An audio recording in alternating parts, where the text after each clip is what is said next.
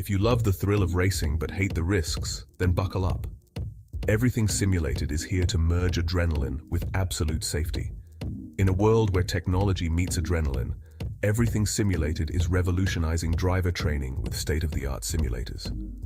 From truck training to the thrill of motorsports, our simulators offer the most realistic experiences across all automotive applications. Gone are the days of endless bookwork and basic drills. Now it's all about hands-on, pulse-pounding action that prepares you for the real deal. Whether you're maneuvering a heavy mining vehicle or racing a high-speed car, our simulators, equipped with cutting-edge technology from leaders like Simrigs and Track Racer, bring every nuance of the drive to life. And talk about making a mark. We're not just building simulators, we're fostering talent. From grassroots motorsports to professional series like the Aussie Outlaw GT3, sponsored by us, Everything Simulated is fueling dreams and careers. Ready to feel the excitement of the racetrack under your fingertips? Connect with us, and let's build your next simulator adventure together. Remember, we support those who support us. Join the Everything Simulated family, and let's race towards the future.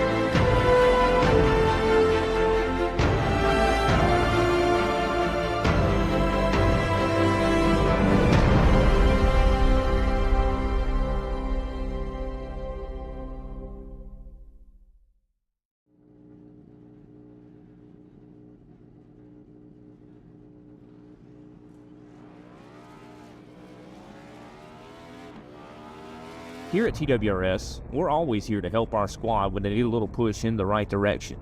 That's just who we are. We're a beautifully diverse group of goofballs dedicated to driving fake race cars as fast as possible. And we continue to push each other to the front using the power of nonsense. We have one of the strongest NASCAR programs on the service, and you can access it all for $24.99 a month. And we just released individual subscriptions for $14.99 a month for each NASCAR vehicle. We also just added a rallycross program, and our IndyCar program is taking off as well. So come join the weird side. We have speed and cookies. Cookies are not included in some locations.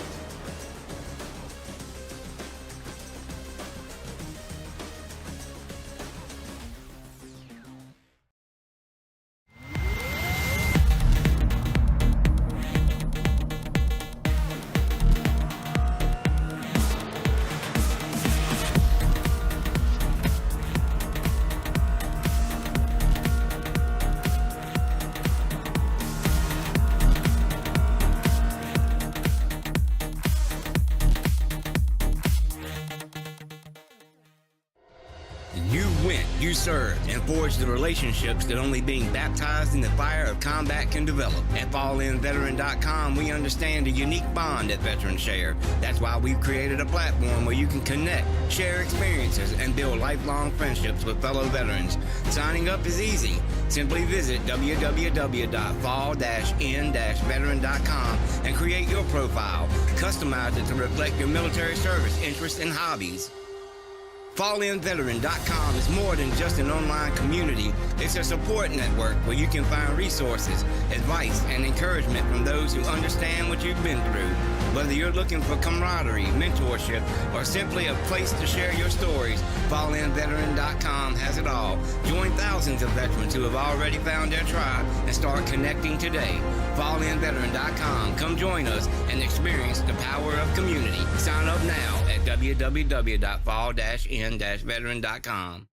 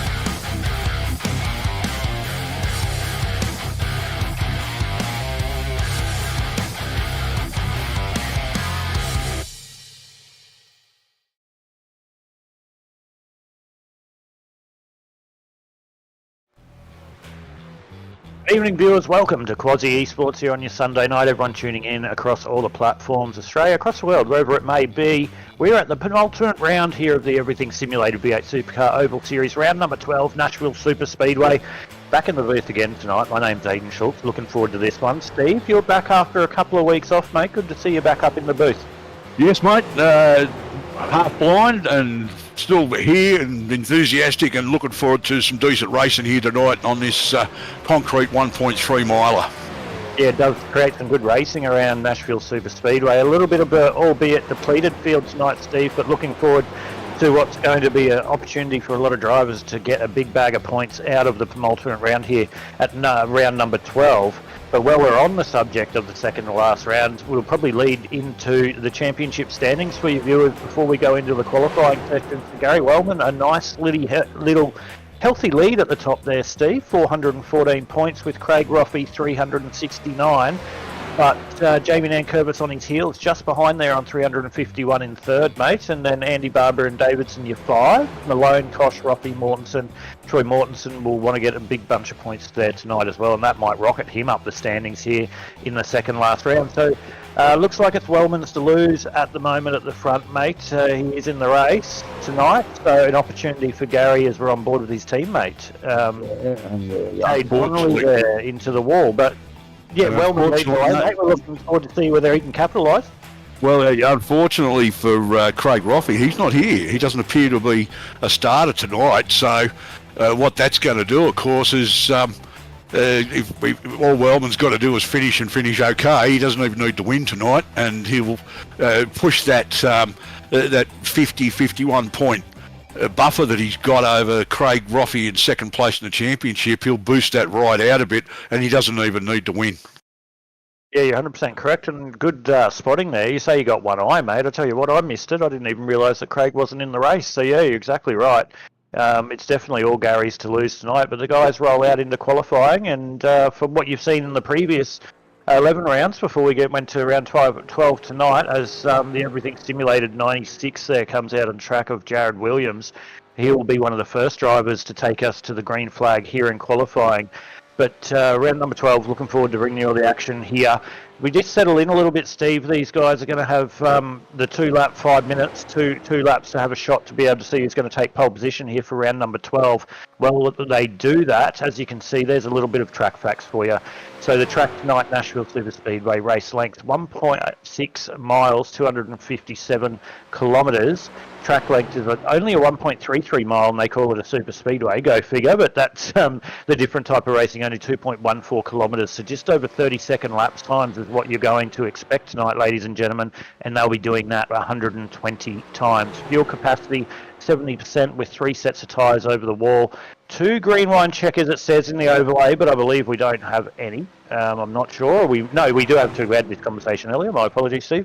And there's your incident limits there across the bottom. But looking forward to this one. The times are starting to drop. Jared Williams was the first driver that we saw as we're on board with Cade Donnelly to set a lap, and that was a 31.153. It has been just beaten by Wellman at the top by a 30.752.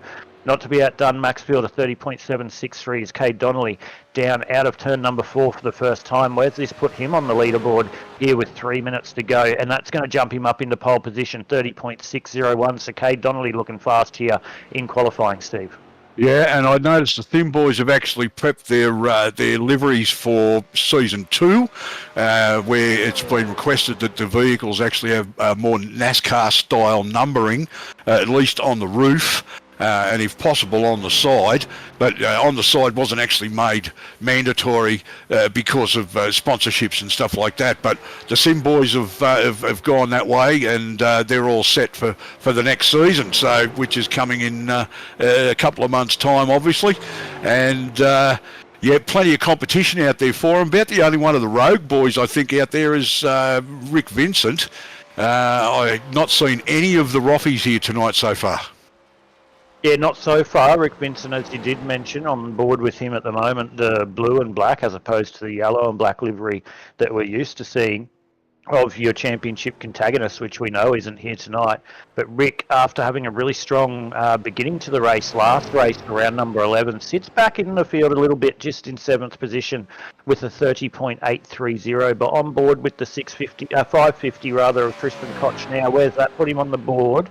Or is that his first lap out? He's done a 31.508, so this will be his push lap, and we'll see whether the 550 can make his way up the leaderboard here for round number 12. At the moment, it is Donnelly with that pole position, still holding on with the quickest lap of the 30.601 with Jamie Nankervis. Now up into the second position, a 30.708, and his teammate Terry Marwood, 30.717. So very tight for, as you can see, 4th and 5th there, 752, 763, 784. So less than a tenth between 2nd and 7th position at the moment as Tristan Koch goes into turn number 3 and 4. So Steve, we'll let you call him out of 3 and 4. We'll see whether Tristan Koch makes his way up the leaderboard with only a minute and 10 seconds to go here in qualifying. Well, as Tristo continues to hammer that around there, he's looking for the best possible time, obviously, and he's pulled a 31.508, which has actually got him listed as 10th. So he'll start in the top 10. And he won't be unhappy with that. It means that he's got some decent race pace out there, I imagine, which is going to be good because Tristo's sitting, I believe, about 7th in the championship at the moment. And this is tonight with a depleted field with some other events on that have dragged people away. This is possibly the best time. You mentioned Troy Mortensen earlier, hoping to get a good bag full of points, and Tristo will be in the same boat because the two of them are sitting in the top 10 on points, and they're both going to be hoping for a good clean run here tonight, Aidan.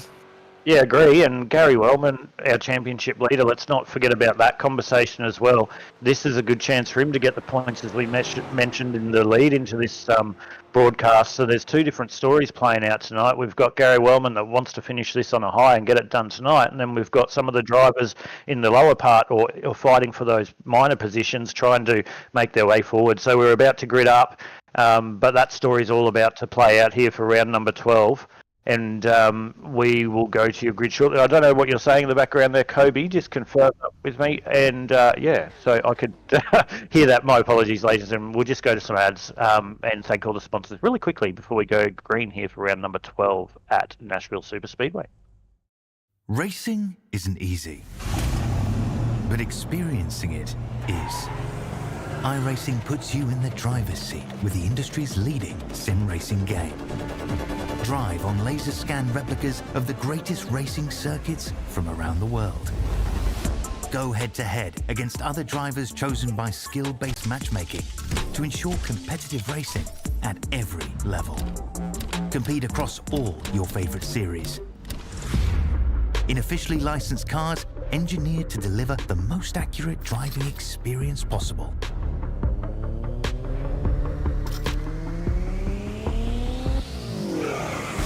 Join a race or host your own with players from across the globe. Race against the computer or in a league with friends. Feel the thrill behind the wheel. Visit iRacing.com.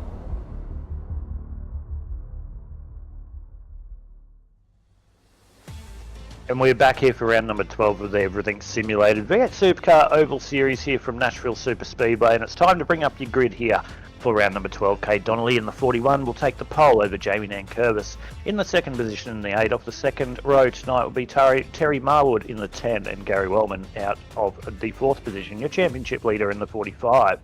In the 5th position tonight will be Todd Maxfield, and rounding out the 3rd row will be the 29 of Greg Spencer.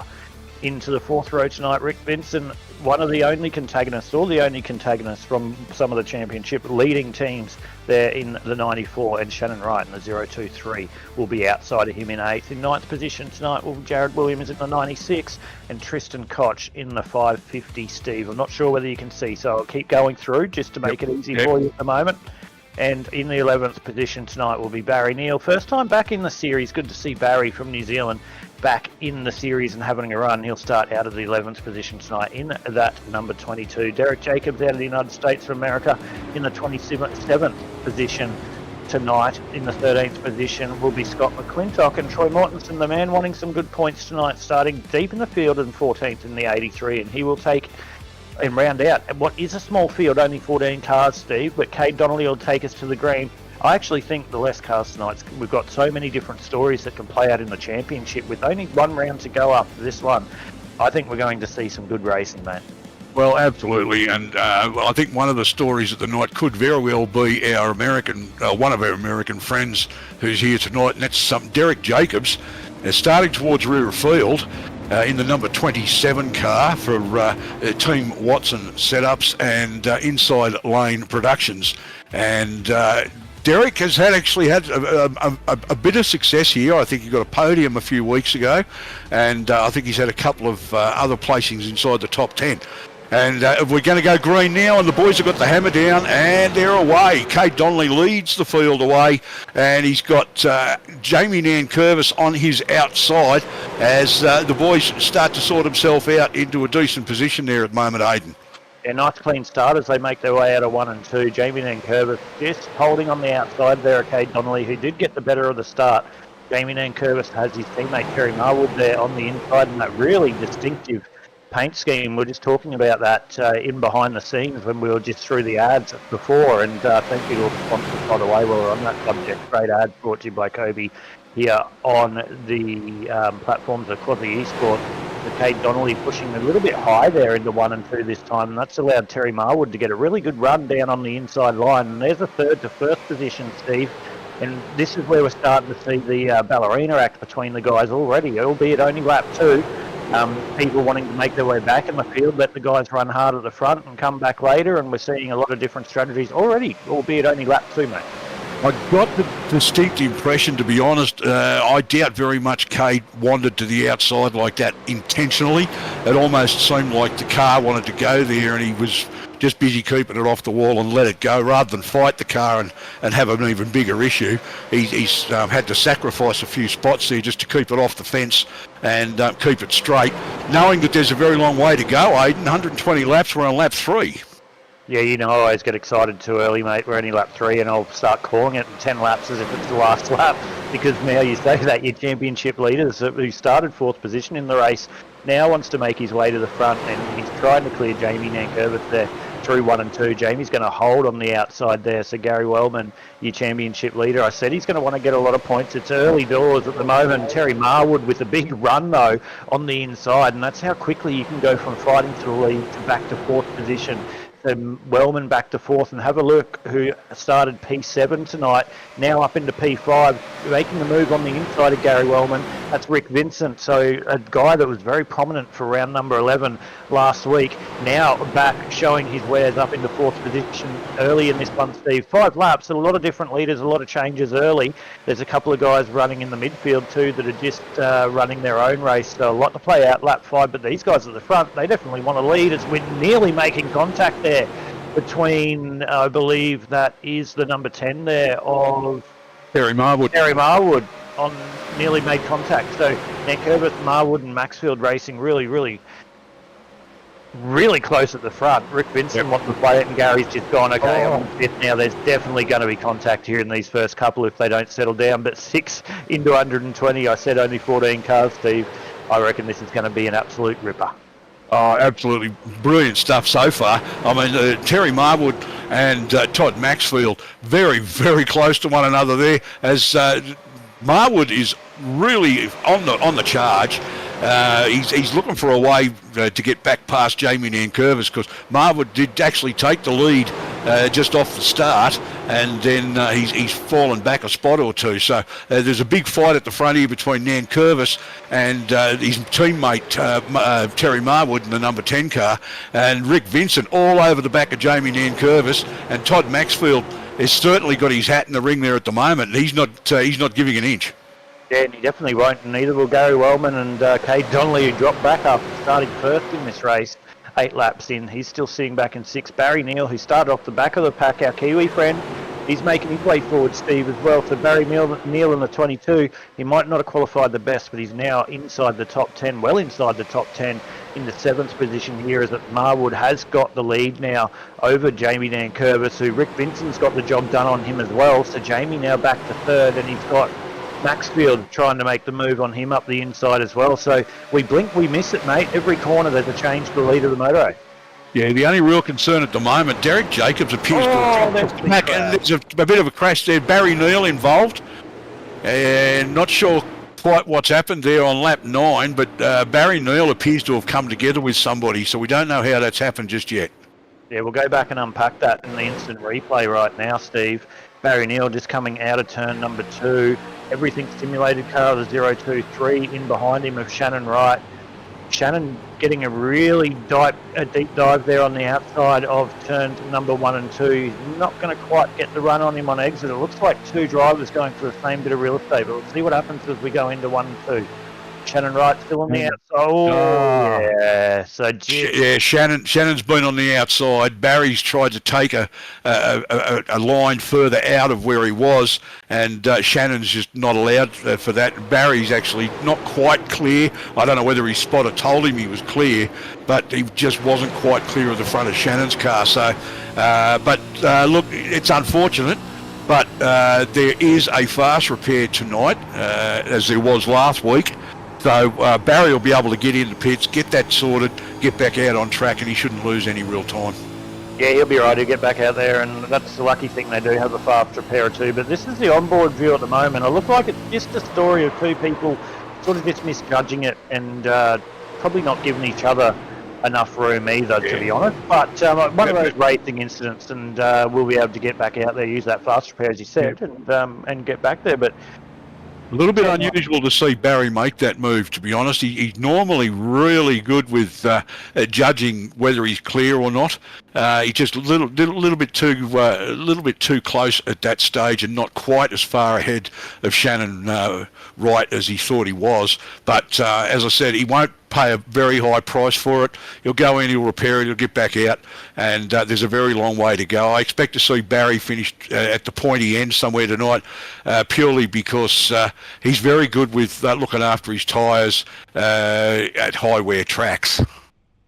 Yeah, well, looking at him now stationary in pit lane, he has selected his fast repair, or has he? No, he hasn't. That's slowly getting repaired. So he's got a few parts behind the wall, and he must think he's going to need them later. So that's an interesting call, though. I would have been using it. We've had a couple around the wall, rather. But that'll allow Marwood. He will bring us back to the lead, or to the green flag here when we do go green flag. And Rick Vincent, after starting out of 7th, will start the restart on the outside of the second row, your championship elect. And I'd suggest that at the moment, with the position he's in this motor race and the championship deficit he did have to his second place getter in the championship, he's going to tie that up. That is Gary Wellman in 3rd, Todd Maxfield 4th, Jamie Nankervis 5th, Kate Donnelly 6th, Troy Mortensen, after coming from the back of the field, now up in the high points, playing positions in 7th, Jared Williams in 8th, Scotty McClintock in 9th, and Derek Jacobs, the gentleman that you highlighted when we came before the green flag for the first time tonight, Steve, was Derek Jacobs inside the top 10 in 9th, and Koshy in 10th. Yeah, I know we've mentioned it a couple of times, and about situations tonight with points, and Gary's leading the championship, and one of his closest rivals is not here. But regardless of what happens tonight, we've got one more round to go, and it's Talladega, and we all know how things can go sour very quickly at a super speedway. 100%. We saw that. Sorry, that's the first time I've said 100% tonight. So anyone tuning in on the broadcast, donate $1 for every time we're $1 richer. I'm actually proud of myself about that, Steve. But anyway, back to your point before I started talking gibberish. Super Speedway, yeah, definitely. We saw that just a couple of weeks ago when they were at Daytona as well, and how quickly things can happen. And we saw some of the championship antagonists really get caught up in some incidents in that type of race. So definitely looking forward to that one. We do say the championship is almost tied up at the moment, but is it? It may not be. We don't know what's going to happen, but at the moment we've still got another 108 laps left to navigate around Nashville Super Speedway to find out who's going to be the winner around number 12 of the Everything Simulated Oval Series. Here on the streams of Quasi Esports, it will be Vincent and Marwood off your front row, bringing us to the green for the second time tonight after that unfortunate incident between Barry Neal and Shannon Wright. But it looks like they are all repaired up, or as much as they can be, and we'll go green again for the second time of asking. And hopefully it's the racing we saw early. It looks like these guys, though, Steve, from what we saw at that first start of the race, and the drop of the hammer, everyone was wanting to start at the front, and we saw at least 20 lead changes in the first 13 laps. So I don't expect anything different here on the second restart for round 12. It's certainly very competitive out there, small field or not. This is probably a little over half the number of cars we normally get, but it's the same competitive field, just a lot less guys in there. Yep, doesn't mean the quality of the racing's going to wear away. There's 14 out there, but it's 14 of the best, and 14 of the best in the supercars around the oval. It is Nashville Super Speedway. It is Marwood and Vincent off your front row. We're going green flag, second time tonight. After Barry Neal's incident, we're all repaired, we're ready to go. It's in the hands of the 10 of Terry Marwood as they come down through the so-called tri-oval into the restart zone, and we're green flag. Marwood will lead the way down into 1 and 2 for the 14th time of asking. And you got Vincent on the outside, just holding on the outside there. We saw off that first restart the same thing with Jamie Nankervis, really held on the outside. He's not going to be able to as much this time, and Terry Marwood will lead the field down the back straight for the 14th time here for round number 12 over Vincent, Wellman, Maxfield and Nankervis. But it'll start pricing up in these 3, 4, 5, 6, 7, 8 positions as this little stretch goes on. They pretty much all came through from pit lane. Also, probably would have got a set of tyres there as well. But Rick Vincent just holding that outside line, and Terry Marwood's just got a little bit too close to him. and we are back under caution again as those two guys come together, but it doesn't look like there's a great deal of damage in it. Yeah, it's almost like deja vu what happened between Barry Neal and Shannon Wright. Same thing. Car on the inside, we're commentators, we can't really make judgment, but Marwood there just looked like he came up a little bit, and same contact, right hand rear, left hand front, and another car into the outside of turn number 1 and 2. So he'll get some fast repairs there, and I'm sure a couple of other people will have a look at this. Some lucky players. Troy Mortensen, really lucky on the inside. He gets run from behind by Cade Donnelly. It looks like that might be Cade. No, it's Tristo. Tristo's actually made contact with Troy because he was trying to avoid the accident.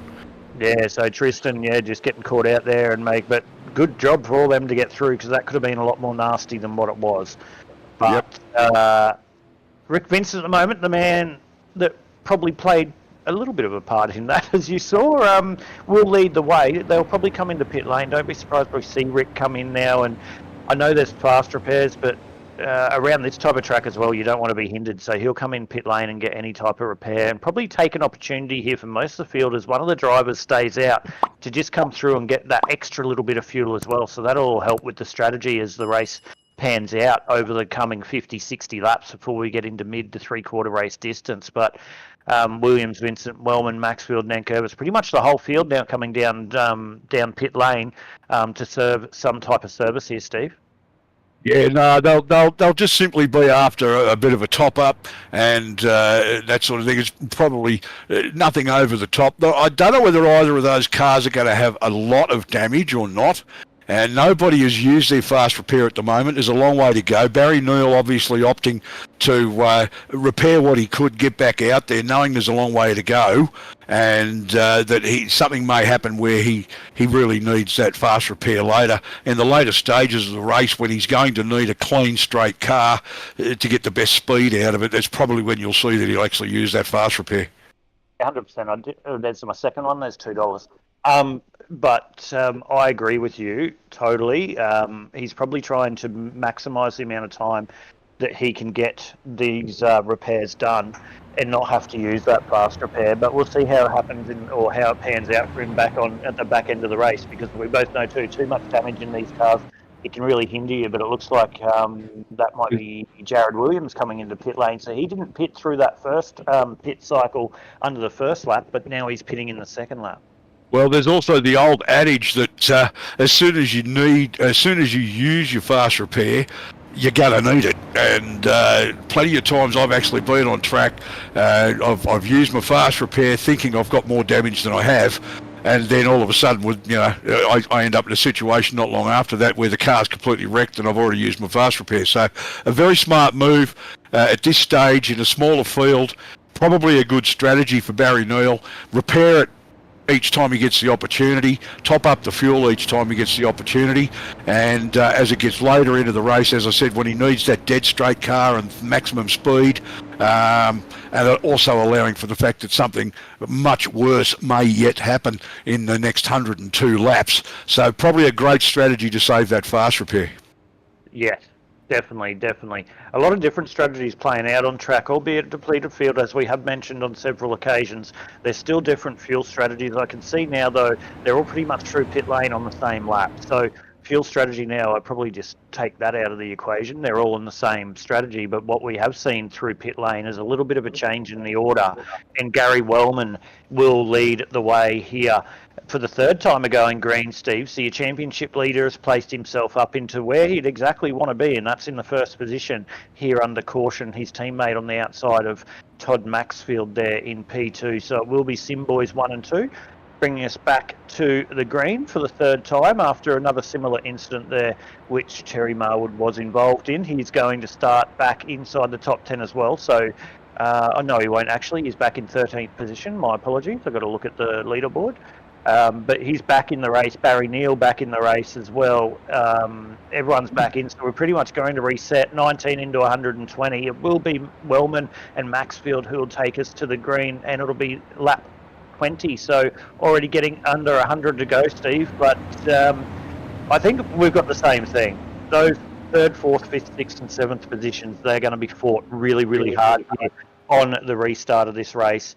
I'll guarantee you who's going to want to lead it and who's going to want to push it at the front. It's their opportunity for a lot of points. It's an opportunity for a championship to be won, but we're about to find out. Still 100 to go. Wellman and in the 45 and the 16 of his teammate will lead us off for the green flag. But Steve, over to you, mate. Wellman, Maxfield, your front row. Donnelly, Nankervis, Kosh and Spencer will be your 6 as we go green here for the third time for round number 10 of the Everything Simulated Oval Series from Nashville Super Speedway. Yeah, and as we see the truck pull off, our series leader at the moment, Gary Wellman, is in control of the field as they come past the start line very shortly, and we've got the green. Barney's waved the flag, and Gary Wellman has absolutely dropped the hammer and gotten a good start there.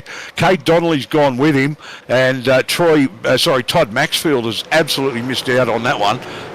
He got caught napping a little bit on that restart and didn't quite get the start that he was hoping for, with JB Namkervis all over the back of him, and some real good speed in that number 8 Everything Simulated Commodore. So Jamie's all over the back of Todd Maxfield at the moment, and he'll be looking for a way past him.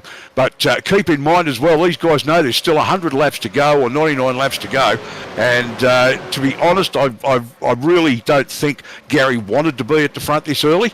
There's a long way to go. He knows he's got the championship to think about, and all he's got to do is get a good fistful of points tonight. He doesn't have to win it. He can finish anywhere in the top 5 or top 10 and get good points to extend that lead that he's got. As Terry Marwood comes down the inside of Rick Vincent now, and we're just about going to run 3 wide through that turn there. As that Jared Williams gets loose, and again we've got Terry Marwood, and I think he's contacted Rick Vincent. Yeah, so similar story there for Terry Marwood, third caution of the night. Same as what happened in the first one. So he's making the run. You can see he's getting the run done on Rick Vincent up the inside. They are 3 wide. Nowhere that Rick Vincent can go here. He's sandwiched in. It looks like the same story. 2 people going for the same real estate. And we've had 3 similar incidents here for the first 3 cautions. And Terry Marwood, unfortunately, involved in 2 of them. And not a good start to the night, 22 laps in after such a good qualifying performance, Steve. Yeah, it's unfortunate. It looks to me like the biggest problem out there is just a misjudgment. The people are trying to move to the right and go towards the outside there, and just misjudging where they are positioned in relation to the car on the outside, thinking they're clear and they can move up. In that instance, I've got a feeling, a little bit of a look there, that I think Rick Vincent did actually turn down a little bit. So we're not really sure what's going on there. That's something that'll be sorted out in the race review. But, once again, the guys have come together purely for what could just simply be a misjudged move, where they thought there was more room there than there really was. Yeah, I think all 3 of them are tonight, Steve. Very similar incidents, and this type of track can actually cause those type of incidents really, really easy. When you do go on board, and we'll take the opportunity, as Gary Wellman, a real late decision there to come in. Well, that was a very late decision, wasn't it? Yeah, it was, and he's going come down pit lane, and looks like majority of the field's following him down there as well. But like I was just about to segue into, Steve, we can go through that, Kobe, while you brought it up. So I'll just hold that, Steve. I'll come back to that. We'll just wait for that. Oh, no, it's all right. We'll come back to that. All right, so back to my story, Steve. So at Nashville Super Speedway, if we go back on board when they do go green again next time, and there is the sponsor thing, just leave that up there, Kobe. I'll go through that in a minute. But with the what's my train of thought here? So I totally lost it now trying to do that. With the way that the track is when we go on board back at the start of the race, or restart of the race rather, it's not as wide as what it looks, so it's very easy to sort of come up into the outside wall or get narrowed as it feels on exit outside of turns 1 and 2 and 3 and 4. It is deceptively narrow, and it is concrete, so it's easy to get a little bit out of shape and get slippery out there. Also remember, this race is being run at quite possibly the hottest part of the day, so rather than tyre degradation, what you're seeing, there's not really the wear. It's just the fact that it's hot. The track temp out there at the moment is 125 degrees Fahrenheit. So we're looking at well over 50 to 60 degrees on the track temp. The air temp is 87 degrees, which is well into the 30s in Celsius. So the track temp out there, it's absolutely punishing those tyres. And what actually happens is the tyres don't necessarily wear as such as you would expect them to do. Rather, they start to go off as they get hotter, and that causes them to be very slippery and very loose on this concrete surface.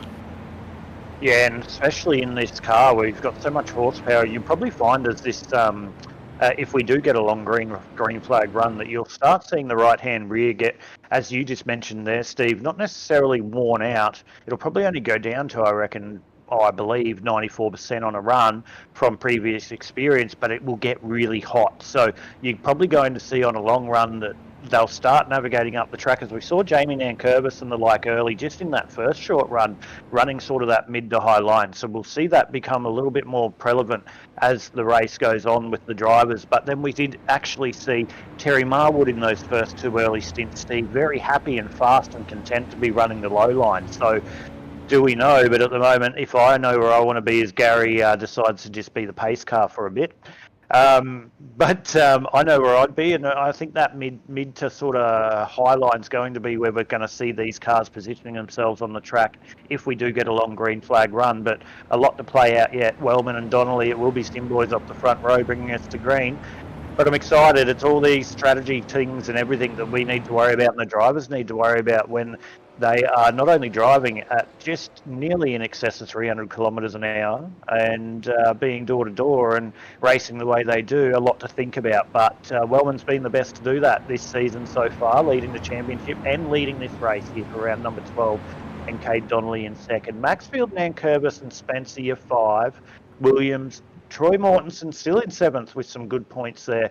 Shannon Wright, Derek Jacobs out of the United States, and Scotty McClintock up into 10th. Rick Vincent, who was in that incident.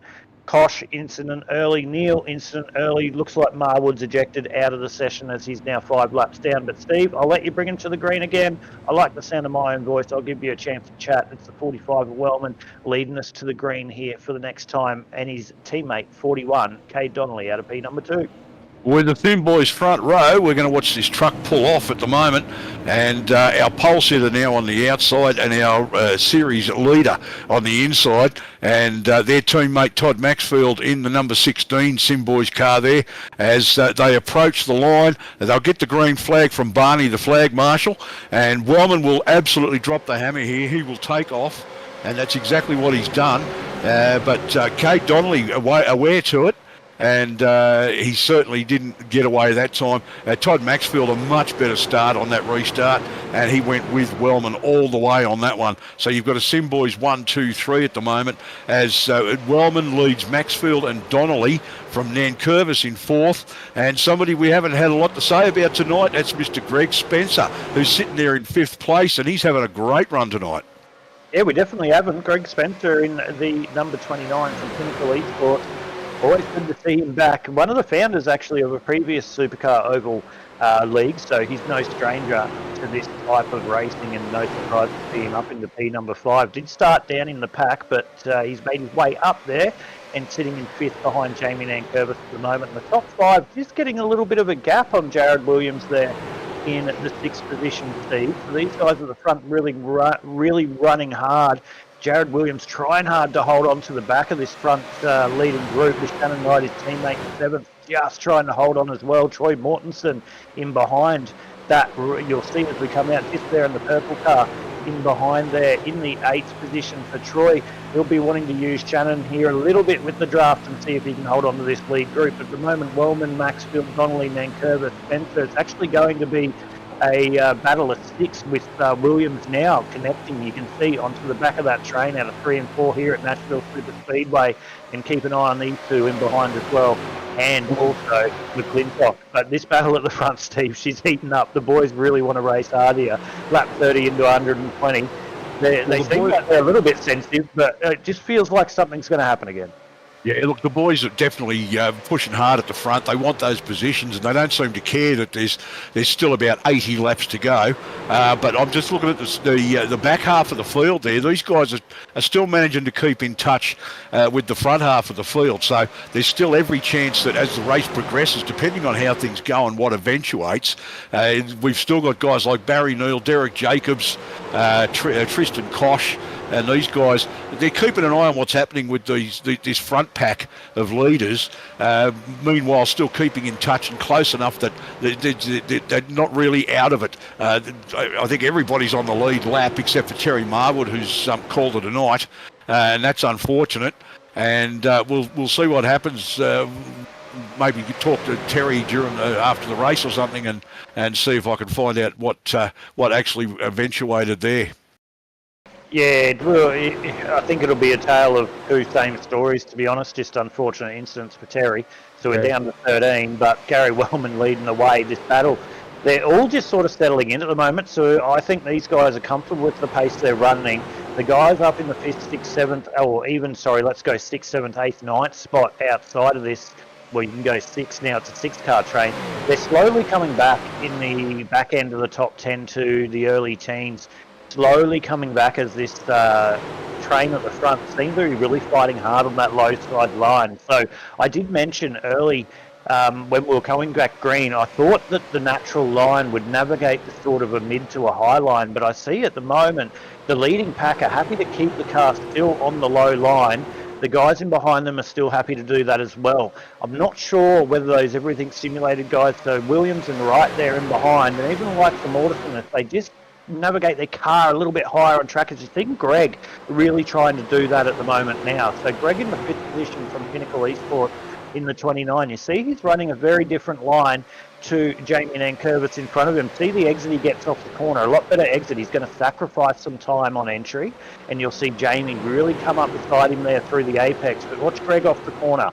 He'll get a really nice run, and this is the transition of the tyre model and the heat. So and what Greg's done, and he's done for the past 3 or 4, 5 laps, he's run a little bit higher. Very risky there on the 1 and 2, as you saw him get very, very close onto that outside wall on the entry of 1 and 2.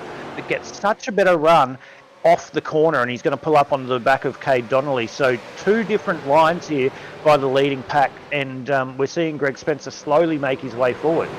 Yeah, well, what he's done there, a very smart little bit of planning and driving there from Greg Spencer. And what he actually did was he managed to hold that outside line at mid to high track, knowing that at some point he was going to end up in behind Kate Donnelly and use the draft from those 3 Simboys cars, which would propel him ahead and give him the momentum he needed to get in front of Jamie Nankervis, who was holding a much lower line down the bottom because they were virtually side by side. So that's actually worked out really well for Greg, and that's put him up into 4th place, and Jamie still chasing him down in 5th, and then 2 of the well, you've got the 3 cars together, Jamie and 2 of his teammates there in Jared Williams and Shannon Wright. And very quickly, really got to say a good day to somebody in the socials there at the moment, in the YT live chat. Good day to a mate of ours, Brad Allison, who certainly knows how to navigate his way around here in a NASCAR. Yeah, good evening to you, Bradley. Hope to think you're well. Probably haven't heard my voice for a while, but good evening, Bradley. Good to see you tuning in, mate. Hope you're well. Gary Wellman still leading the way, but we're just talking, and don't mean to segue away from you, and feel free to keep talking to us too, Brad, mate. So it'd be good to have a chat while we have a little bit of a longer broadcast here while we've got a smaller field. Looks like we're going to go green. But what we did see, though, Steve, we were talking about Greg Spencer just sort of pushing the car up higher. He's starting to do it again now, but what I've noticed in the last 5 or 6 laps since he made that pass on Jamie Nankervis, he's got a little bit suckered into running Cade Donnelly's line. So just about 5 or 6 laps ago, he was running that sort of mid-high line and making his way forward. He's trying to do that again now, but he's diamonding off the corners and coming in behind there of Cade Donnelly. He did a little bit better that time, but that's also allowing those everything simulated guys to just stay intact with this front group as well. So I don't know whether you think the same, but see now he's running a lot more of a narrow line than what we saw early on in this stint. So it looks like he's getting really suckered into that front line pace. And look who's coming up in the background there, Troy Mortensen in 8th in the purple car. it's going to be an 8-way fight for the lead as these guys continue to fight it hard on the bottom of this track. We're going to work our way through paying some bills at the moment. We're going to throw a couple of ads at you while we take a look at this fantastic battle. And the boys are keeping it fairly clean at the moment. So we'll be back in just a minute. We'll pay some bills, honour some sponsors, and we'll be right back at you with the Oz Oval V8 Supercars Oval Racing Series, brought to you by Everything Simulated and Inside Lane Productions from Nashville Super Speedway. If you love the thrill of racing but hate the risks, then buckle up. Everything Simulated is here to merge adrenaline with absolute safety. In a world where technology meets adrenaline, Everything Simulated is revolutionizing driver training with state-of-the-art simulators. From truck training to the thrill of motorsports, our simulators offer the most realistic experiences across all automotive applications. Gone are the days of endless bookwork and basic drills. Now it's all about hands-on, pulse-pounding action that prepares you for the real deal. Whether you're maneuvering a heavy mining vehicle or racing a high-speed car, our simulators, equipped with cutting-edge technology from leaders like SimRigs and Track Racer, bring every nuance of the drive to life. And talk about making a mark. We're not just building simulators, we're fostering talent. From grassroots motorsports to professional series like the Aussie Outlaw GT3, sponsored by us, Everything Simulated is fueling dreams and careers. Ready to feel the excitement of the racetrack under your fingertips? Connect with us, and let's build your next simulator adventure together. Remember, we support those who support us. Join the Everything Simulated family, and let's race towards the future.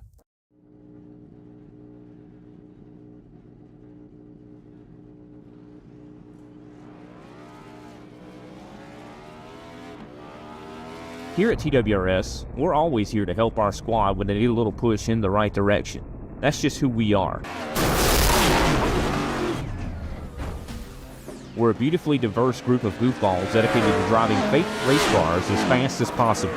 And we continue to push each other to the front using the power of nonsense. We have one of the strongest NASCAR programs on the service, and you can access it all for $24.99 a month. And we just released individual subscriptions for $14.99 a month for each NASCAR vehicle. We also just added a rallycross program, and our IndyCar program is taking off as well. So come join the weird side. We have speed and cookies. Cookies are not included in some locations.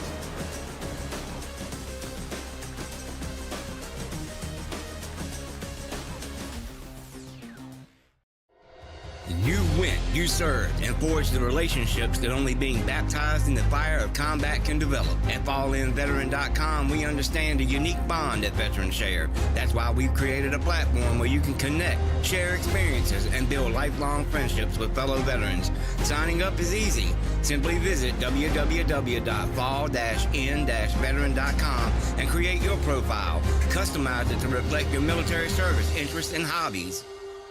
FallInVeteran.com is more than just an online community. It's a support network where you can find resources, advice, and encouragement from those who understand what you've been through. Whether you're looking for camaraderie, mentorship, or simply a place to share your stories, FallInVeteran.com has it all. Join thousands of veterans who have already found their tribe and start connecting today. FallInVeteran.com. Come join us and experience the power of community. Sign up now at www.fall-in-veteran.com.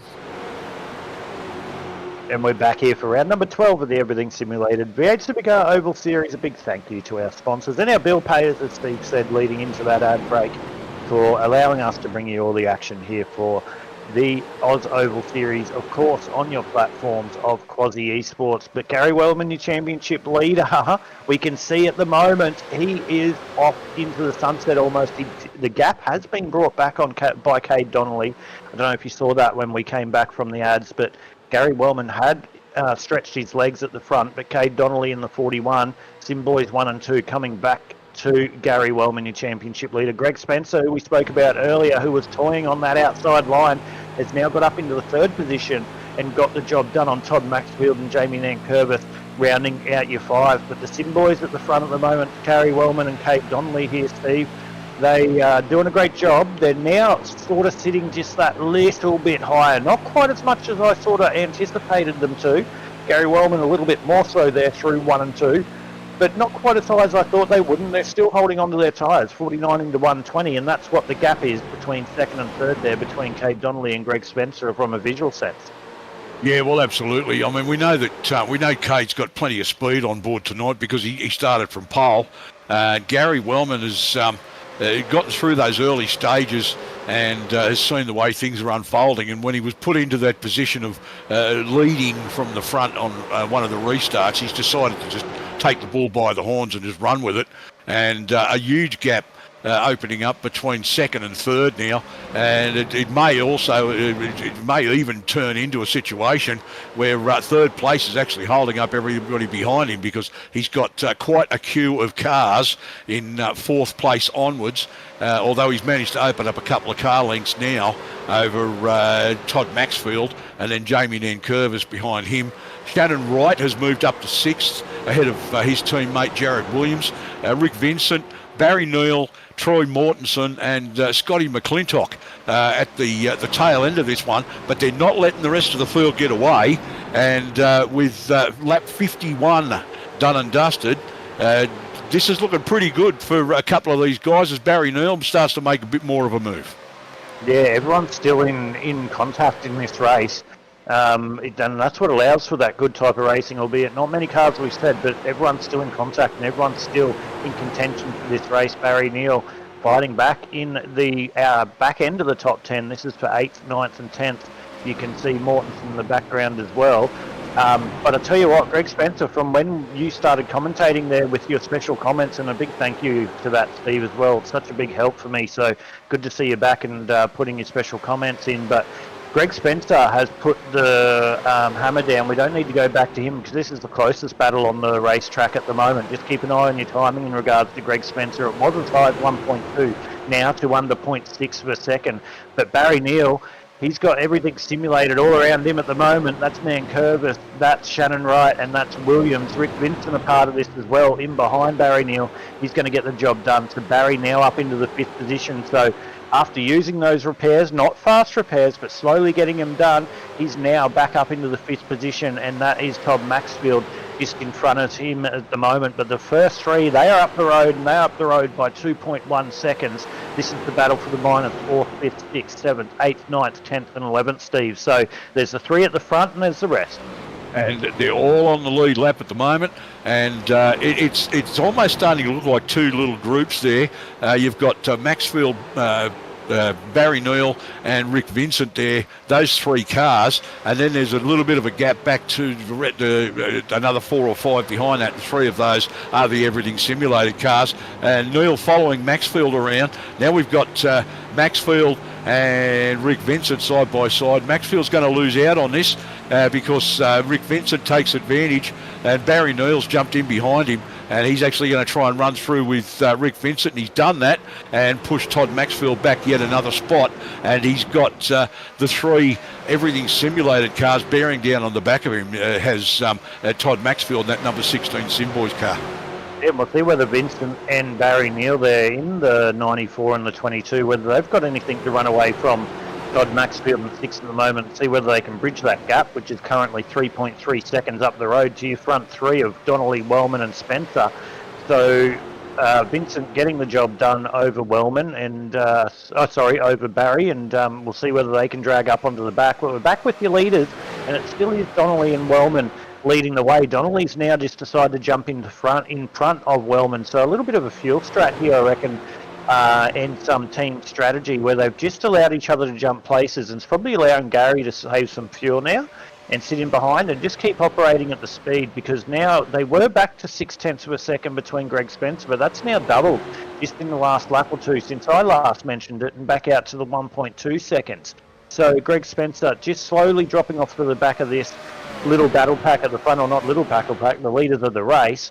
Their lap times at the moment pretty much on point. So last time around, to give you an idea of the lap times, last time around it was a 30.660 by Cade Donnelly and a 30.709. Your third place getter at the moment, last lap, was identical with a 30.709 of Greg Spencer. That's exactly what's happening. There's fuel saving teamwork happening at the front as that gap still slowly widens. But Barry Neal wanting to get the job done on Rick Vincent. He's not happy to sit in behind. They have extended their legs a little bit over Shannon Wright in behind in the 4th and 5th position. Shannon trying to hold on to this, and Troy Mortensen in behind it as well. But Barry Neal wanting to make the move.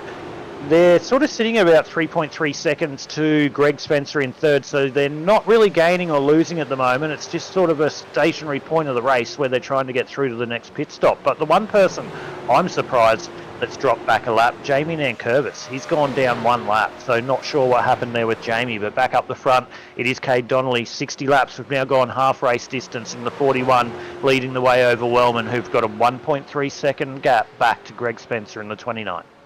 Yeah, look, it's some fantastic action out there as the two Simboys teammates running at the front there, and they're having an absolute blast and just taking a look through the field.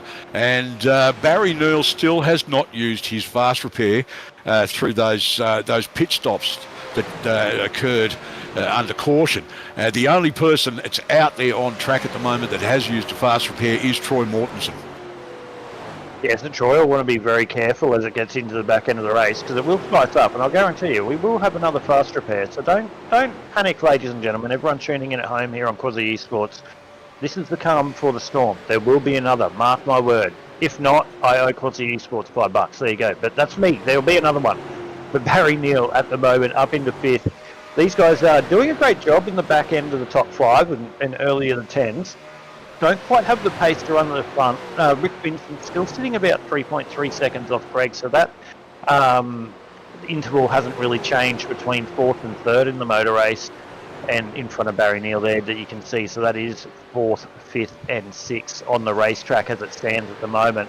Greg Spencer still holding about a 1.1. It sort of fluctuates between a 1.1 and a 1.3 second gap to your leaders over Donnelly and Wellman. In behind this battle, though, we might go back and show some people some love.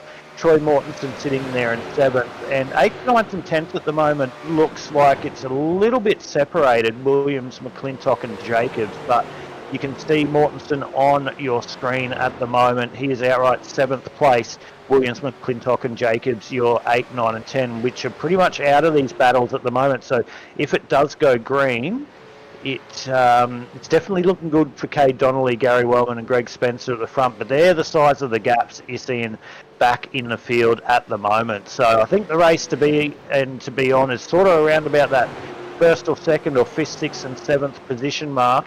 But these guys doing a great job. They're extending their legs now 1.6 seconds ahead of Greg Spencer. So it's the race to lose, 64 and 120. Cade Donnelly leading the way over Gary Wellman as Tristan Koch now comes into pit lane. Yeah, and Tristo's decided he probably needs fuel, maybe tyres. I'm not sure whether he's changed tyres up to this point. If this is the first of the green flag pit stops on lap 65 out of 120, and a 1.3 mile circuit, the laps certainly fly by when you stay under green, Aidan.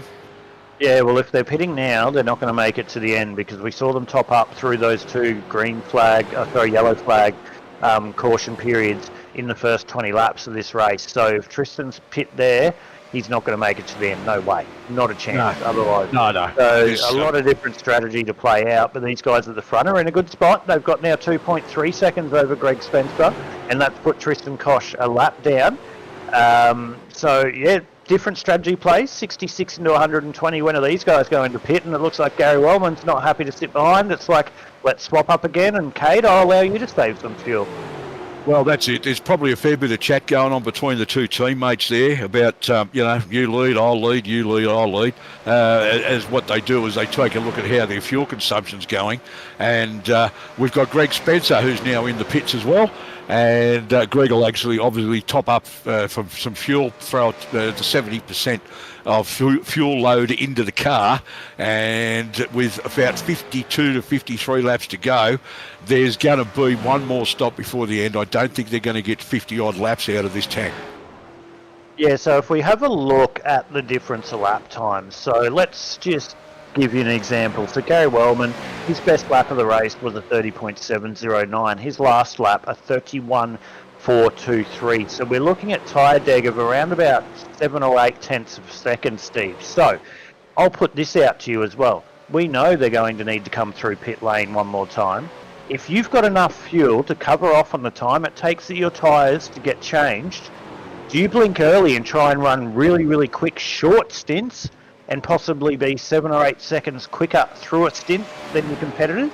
Or do you try and prolong as long as you can and have a short fuel run with no tyres at the end? That's a very good question. The guys have got the starter set and 2 over the wall, so each set pretty much has to last about 40 laps. And with the heat here, as you said, not necessarily the wear, but the degradation, as we went over earlier, because of the heat, the tyres just seem to lose their adhesion. So that's probably the bigger problem for them. Also, some of them running a little off the front pack is partly also going to help their tyre degradation, because they're not pushing the tyres as hard, therefore probably not getting as much degradation from the track temperature.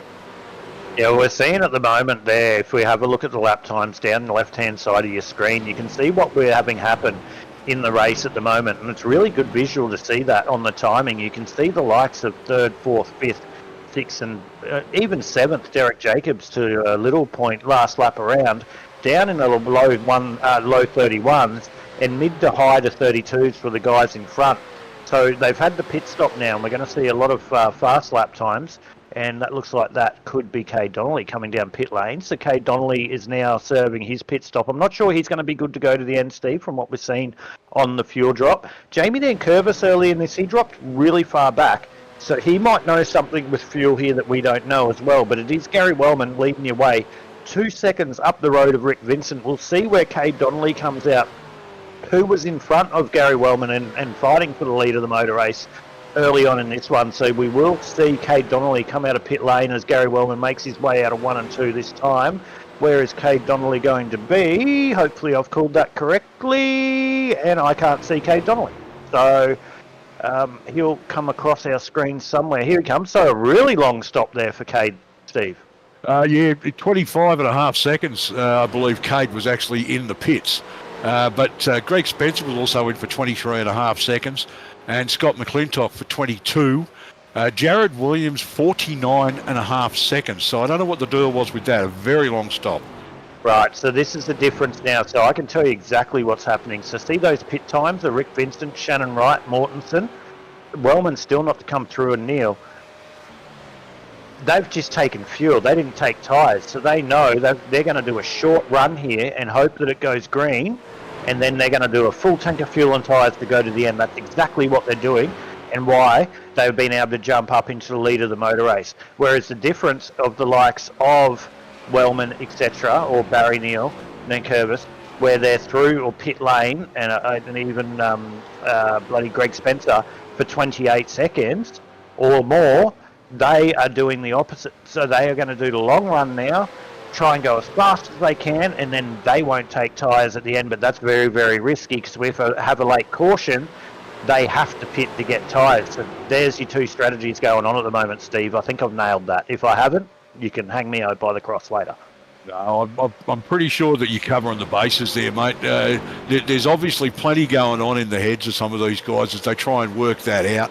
They take a look at the tyre degradation, stuff like that. What you've also got to remember with iRacing, even in these cars, there's no real-time tyre data. So in other words, to see what your tyre wear is like, you need to actually leave the pits and then take a look at your tyre wear. But the tyre wear, as we said, is not really the problem. The degradation won't help with the tyre wear, but the way that the cars get a little bit sloppy and stuff like that on the concrete surface with this high temperature at the track surface, that's what the guys are really sort of going to be battling against. You can have 20% tyre wear, but the thing feels like you're running on the steel belt. So it just be simply because of the heat, and it's like there's almost like oil on the tyres, on the face of the tyre. It just gets a little bit sloppy, a little bit loose. And as the tyre gets older, then of course you've just got to allow for that a little bit more. And we're getting some great green flag racing on lap 76 of 120. And good day to Sarah Kay, who's in the YouTube live chat.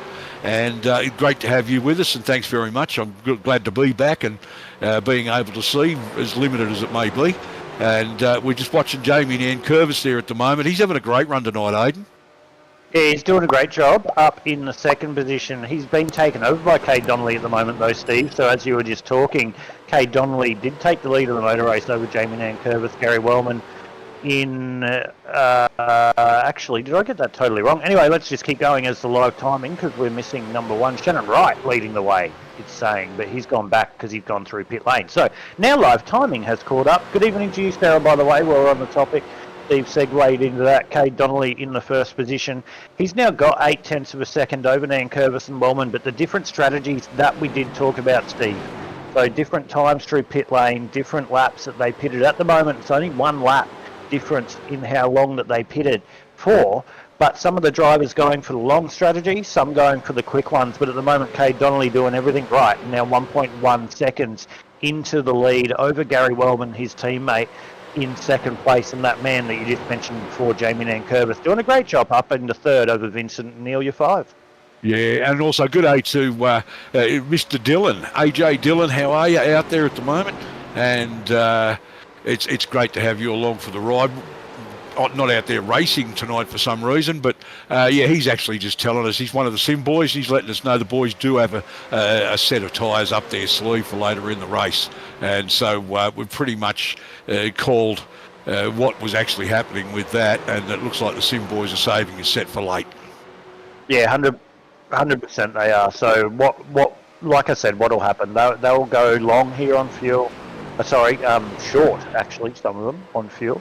And they'll go to a long set to the end, and the others will go long here and then not have tyres at the end. But do they have one over the wall, the people that are going the alternate strategy?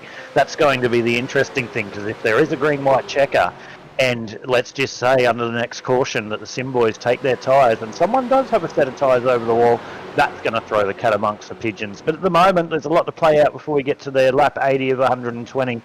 Thank you for everyone tuning in here on the platforms of Quasi Esports. Myself and Steve Hoppert bringing you all the action here for round number 12 from Nashville Super Speedway. Cade Donnelly, Wellman, Nankervis, your 3. But we might take the opportunity, gentlemen, just to go back and share our sponsors and have a big thank you to our sponsors. Get a deep breath with 39 laps to go and bring you all the action back here for round number 12 of the Everything Simulated Oval Series here on Quasi Esports. Racing isn't easy, but experiencing it is. iRacing puts you in the driver's seat with the industry's leading sim racing game. Drive on laser scan replicas of the greatest racing circuits from around the world. Go head to head against other drivers chosen by skill-based matchmaking to ensure competitive racing at every level. Compete across all your favorite series. In officially licensed cars, engineered to deliver the most accurate driving experience possible.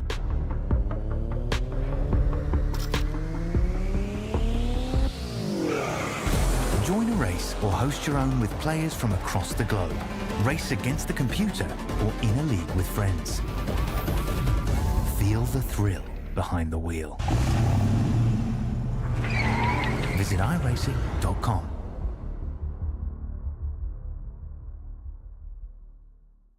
If you love the thrill of racing but hate the risks, then buckle up. Everything Simulated is here to merge adrenaline with absolute safety. In a world where technology meets adrenaline, Everything Simulated is revolutionizing driver training with state-of-the-art simulators. From truck training to the thrill of motorsports, our simulators offer the most realistic experiences across all automotive applications. Gone are the days of endless bookwork and basic drills. Now it's all about hands-on, pulse-pounding action that prepares you for the real deal. Whether you're maneuvering a heavy mining vehicle or racing a high-speed car, our simulators, equipped with cutting-edge technology from leaders like Simrigs and Track Racer, bring every nuance of the drive to life. And talk about making a mark. We're not just building simulators, we're fostering talent. From grassroots motorsports to professional series like the Aussie Outlaw GT3, sponsored by us, Everything Simulated is fueling dreams and careers. Ready to feel the excitement of the racetrack under your fingertips? Connect with us, and let's build your next simulator adventure together. Remember, we support those who support us. Join the Everything Simulated family, and let's race towards the future.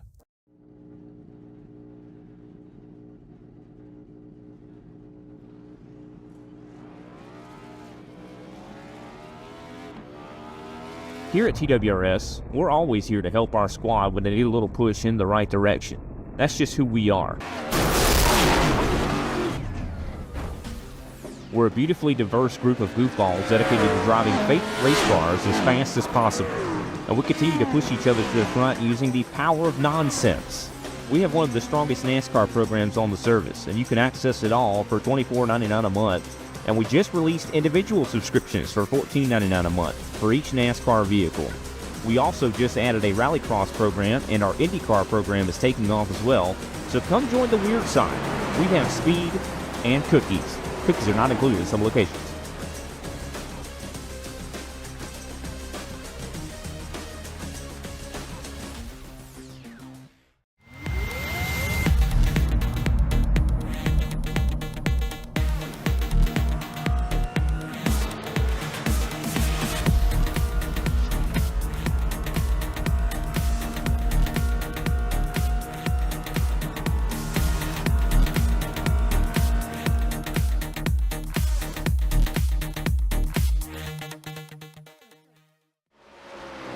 And welcome back to Nashville Super Speedway for the Oz Oval V8 Supercars Oval Racing Series, brought to you by Everything Simulated, Inside Lane Productions, and streaming exclusively through Quasi Esports on YouTube. And at the moment, we've got Kate Donnelly still leading this field, with Gary Wellman in second, Rick Vincent third, Jamie Nankervis for Everything Simulated Racing in fourth, Barry Neal up to fifth after those early issues and coming together in a very unfortunate way with somebody else. And Greg Spencer, we were talking about earlier, still putting in a tremendous drive in sixth place. Troy Mortensen up to seventh, and Shannon Wright and Scotty McClintock 8th and 9th, and Derek Jacobs up to 10th place now, with Tristan Koch, Todd Maxfield and Jared Williams rounding out the field. And we're down to 13 cars now. It's a shortened field tonight, unfortunately. Several other events on that certain drivers have been enlisted in, and you'll notice that there are some names missing. None of the Roffies have made it tonight, so Craig Roffey, who sits second in the championship, is actually not here to try and chase down Gary Wellman, our series leader, who's currently sitting second behind his teammate in the number 41, Kate Donnelly. And this is Steve Hoppert in the commentary booth with Aidan Schulz and our producer, Kobe Jordan. So, Aidan, this is actually turning into something on lap 91 of 120 as the boys are still working that strategy. Yeah, they are, mate. And you mentioned strategy. It's getting a little bit juicy. So we did see earlier on with the different pit lane stationary times with some of the drivers leading at the moment. It didn't look like they took tyres anyway. They were stationary for the likes of 4 seconds. The guys in behind stationary for up to 20. So if that different strategy is being played out by the guys at the front at the moment, we're going to be expecting to see them come through pit lane very shortly and take their full tank of fuel with a fresh set of tyres to the end. And the guys sort of sitting in the mid-range, 4th, 5th, 6th, 7th, 8th in the motor race at the moment, they're going to go a lot longer and then have a really short pit stop at the end. So I don't know if I read this race completely wrong, but we're about to find out. 93 in the 120th been led still by Cade Donnelly in the 41 Simboys entry from Gary Wellman, your championship leader in P2. Rick Vincent slowly pegging back this gap in third position. It was as big as 3.5 seconds before we went to the ads. It's now sitting at 1.5 seconds in the third position, and he's actually made a similar gap on his antagonist, the number 8 of Jamie Nankervis in the 4th position. So he's got a similar gap to what it is to him in first and second to fight for the lead of this motor race over what he has in 4th place. And then Barry Neal, that gentleman we spoke about earlier, started at the back. He's had a lot of issues this race, but he's still going around and up into the P5. And Greg Spencer, after battling for the lead of this motor race, back into 6th. Mortensen with a big bag of points still sitting there in 7th. Wright 8th, McClintock 9th, and Derek Jacobs still not out of this one in the 10th position out of America. But at the moment, Cade Donnelly, he's done everything right so far, 95 into 120. It's Simboys 1-2, the 41 and 45 of Donnelly and Wellman absolutely dominating this one, and 95 into 120. And a couple of special general shout-outs. In Australia, one of the reasons that possibly we're missing a few people, it's Father's Day in Australia, the first Sunday of September. And to all the fathers out there watching, I hope you had a fantastic Father's Day. I did. As a grandfather and a father, and I'm hoping that you did too. And also, if you're a recent subscriber to Quasi Esports, g'day to you, and thanks very much for subscribing. Why don't you just hit the little subscribe option there so you don't miss any of the action on the races that we post, either live or video, and you turn on your notifications and give it a like. Let these guys know that you're enjoying what they're doing out on track there at the moment. And if you're watching from anywhere in the world, welcome. And we are at Nashville Super Speedway in the Oz Oval V8 Supercars Oval Racing Series, brought to you by Everything Simulated, Inside Lane Productions, and streaming through Quasi Esports exclusively on YouTube. And I know there's one particular new subscriber watching out there from Moncrief in the ACT in Australia. So good day to you, and I'm hoping that you're enjoying the racing and the broadcast. Yeah, it's so good to see such a reach, and where we can we talk to people from all around the country, everyone around the world, everyone tuning in, and your feedback and your comments on the broadcast are always good as well. Not only does it make the night go faster for myself and Steve and everyone commentating, not to take anything away from the racing, but it's really good to have a chat to the people watching and just see their thoughts, tell us where we can improve, or just tell us what you want to see more of, because at the end of the day, it's about creating content for you. But 98 into 120, round number 12. And Barry Neal now making not a move on Vincent, that's a lap car, so that's 27. He's going to get past there. So now Derek Jacobs is going to go a lap down on Barry Neal in fourth position. Still 3.7 seconds off Vincent in third. Donnelly and Wellman still leading the way by quite a substantial margin. It's 1.3 seconds now, and here we see the blinks, Jamie Nankervis in the pit lane. And one of our normal drivers who's unavailable tonight is watching from the Queensland Northern Territory border. Good day to Adam Ariel. Hey, Ads, how you doing? Hope you're enjoying the racing, and we'd rather see you on track, but you're obviously doing what you have to do, probably tied up with work or other commitments, and great to have you in the live chat in YouTube. Yeah, good evening to you, Ads. Good evening, my legend, teammate. Big shout out. Don't work too hard, my friend. See you back when you get off shift.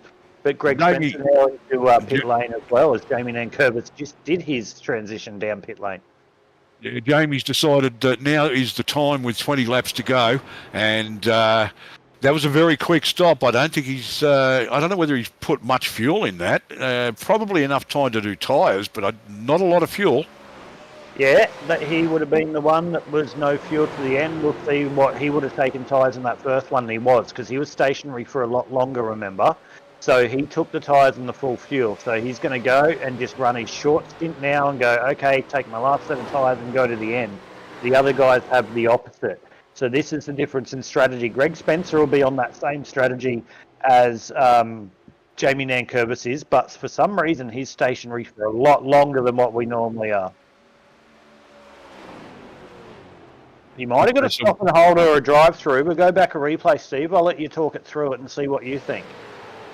Well, okay, that's fine. We're just going to take a look at that at the moment. We're looking to see what might have happened here. I don't recall seeing anything or knowing anything happened on track. I'm just not quite sure what he's got a penalty for. And lap around, so we've got another lap to go. Well, you talk us through it. I'm actually going to take a look at his stats at the moment. See, maybe if he's got maybe something on the incident count. I'm not really sure. We're at a 1 and 2 this time. We have a look at that, Steve. Down in the 3 and 4. So Greg Spencer, he's got Troy Mortensen in behind him at the moment. Keeps a hug down on the left-hand side. Troy doesn't make contact with him. There we go. Unsafe entry. So he'll have a stop and hold for that one. Unsafe on a stop and hold. Yeah, because I was going to say, interestingly, I'm only seeing that Greg's got 6 incident points, but he's also used his fast repair. So whether he's contacted the wall somewhere around the track and decided to just clean up that little bit of damage, I'm not really sure. Yeah, well, I'll tell you what, it's definitely that little bit of damage nearly happened here at the lead of the motor race, as Rick Vincent having a big dive down the inside of the 41 of Cade Donnelly to take second place here. 17 laps to go. Blink and you miss it, Steve. Just 17 laps to go. Gary Wellman, your championship leader, in first position. He's got back up to the point of the race. Rick Vincent, after being 1.3 or even 3 seconds when we started this stint in behind these leaders, he's now jumped Cade Donnelly, and he's making hay towards the front, and he's making pace while sun shines and chasing down Gary Wellman. Cade Donnelly, has he used up those tyres too much? 16 laps to go. Do they have to come down pit lane? We don't know. A lot to play out. But at the moment, Rick Vincent, he's chasing down Gary Wellman. It's under a second. That's what it looks like here for round number 12 of the Everything Simulated V8 Supercar Oval Series here on Quasi Esports. Wellman, your championship leader, 1. Vincent second, Donnelly your third. Neil now up into 4th place as well, and Troy Mortensen up into a nice P5. So 15 laps to go, Steve. You can hear it in my voice. I'm starting to get excited. It is Wellman over Vincent and Donnelly.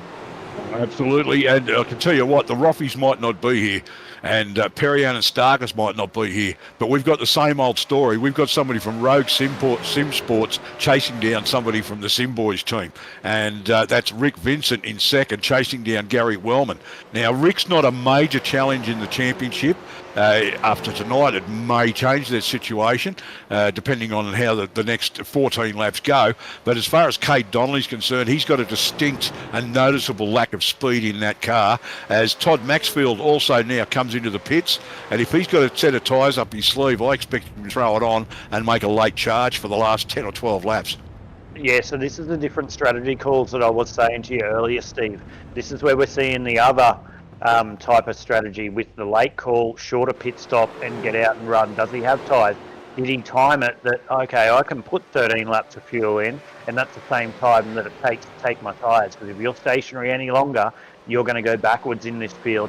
But Wellman and Vincent at the moment now a really healthy margin. They've got that out 2.6 seconds over Cade Donnelly. So you blink and you miss it. Barry Neal only 0.5 of a second off the back of Cade Donnelly. You can see there in the 4th position just in the background. But this is the lead for the race. 12 laps to go. Gary Wellman over Rick Vincent. Cade Donnelly has Barry Neal. Now Barry Neal's going to get the job done on Cade Donnelly. So now Cade Donnelly, you can see on your live timing, back to 4th position. So Barry Neal up into 3rd. The strategies are playing out. These guys at the front in Gary Wellman, etc., they can't go to the end, guarantee you. They have to pit again as Cade Donnelly gets really deep there into 3 and 4 and nearly goes up the backside of Barry Neal. So Cade Donnelly really struggling with 11 laps to go, and don't be surprised we see him hemorrhage himself down the field and lose a lot of positions after someone that was really up the front there with his teammate Gary Wellman and fighting for the lead of this motor race. Mortensen up into 5th position. That is Everything Simulated in front of him as well. That might be Shannon Wright, who might have just recently got in front of him. I believe that might be the case. It's a single number, so I think it's actually Jamie Nankervis in front. Yeah, right. So it's all changing really quickly. I told you, 10 laps to go as we see a car go into pit lane now. And that's Cade Donnelly. Yeah, so there we go. Cade Donnelly, he's gone. Enough's enough. So we knew these were the strategies. So expect to see people blink in the next couple of laps. Wellman's not going to be the leader of this motor race when this all plays out. I'll tell you who I want to be. I want to be Barry Neal at the moment. He's shown some good pace and he's made his way up there. But Donnelly coming through pit lane. Mortensen's in a good position as well. If he can go to the end and doesn't have to go down pit lane, he'll possibly win this thing. But at the moment, Donnelly's blinked. We're back to Tristan Koch in the 550 with Troy Mortensen in behind him as well. So it's a little bit different at the moment where they are on the track to oppose of what the cars we see in front. And that Tristan Koch, as I said, in front of Troy Mortensen, who's trying to range up onto the back of the Everything Simulated car in front. Although these are not for position, the 27 there, Derek Jacobs, is in the 6th position. So they're all saying a lap behind at different points. Who do you think needs to pit at the front? Because I'm looking at the last lap time they pit and they're all very similar. So are they going to make it to the end, or are they going to do a Cade Donnelly and try and pit and run really fast to the end? I don't know whether I got this strategy right, Steve, but I think it's playing out in front of us. Yeah, look, there's all sorts of stuff going on at the moment, and I've got to be honest with you. I'm as much as I don't want to put the commentator's curse on him, Shannon Wright is having an absolute blast of a run out there tonight. Shannon from the Everything Simulated team in 023 car, and it's 37 laps since he's pitted, so his tyres probably will be a bit second-hand, but he's sitting in 5th spot at the moment, and that's partly due to some of these guys having to do a late pit stop as part of their strategy or necessity. But Shannon's making the most of this, 5th place behind Troy Mortensen.